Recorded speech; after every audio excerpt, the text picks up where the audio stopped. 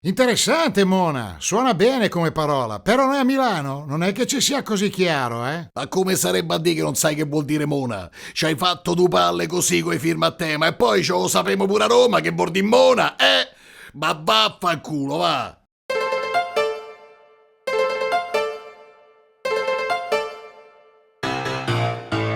Adesso vedi con una bella parola che però non la insegnami a scuola. Tanti pensa che la sia volgare, ma guadagni altri la sia popolare. Patrimonio della lingua locale, se non la uso sto male. Wow, sta parola vuol dire tante cose.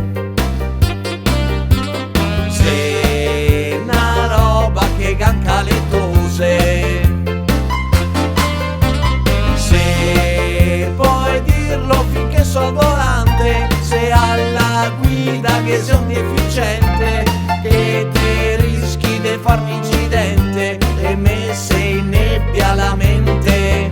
Ma vai Mona, sei una bella parola, parola, anche sotto le lenzuola, lenzuola, me fa andar via di testa, con la vedo se festa. E la Mona, e la Mona sei bella, la sei come a Nutella, Nutella, se sa quella la vita, la storia scolorita. Se una parola che ha tanti sensi, più importante di quello che te pensi. Se per esempio che sei una persona che sei un po' tonta che ti sei momona, o anche uno che te fa incassare, ti mando in mona a somare. Ciao, questo termine se necessario da inserirlo nel vocabolario. Anche Leonardo a Garesa famosa, la Monna Lisa con la sua posa, se un vocabolo meraviglioso, se non te si malizioso.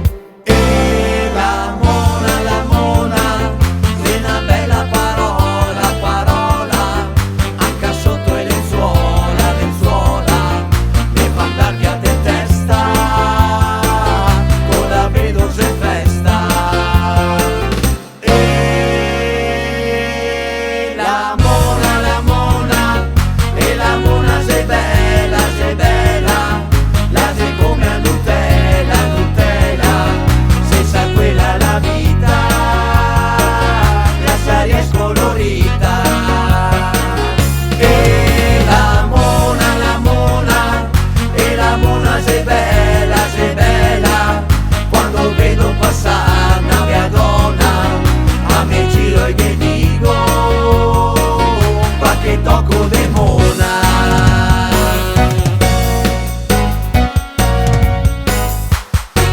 Ah, adesso è chiaro, eh? Anche qui nella City, tra un business e l'altro, la cosa mi esalta. E che ci voleva tanto a capirlo? Ci metteva meno mia nonna, ci metteva. Che poi lo sappiamo anche a Rovigo, eh?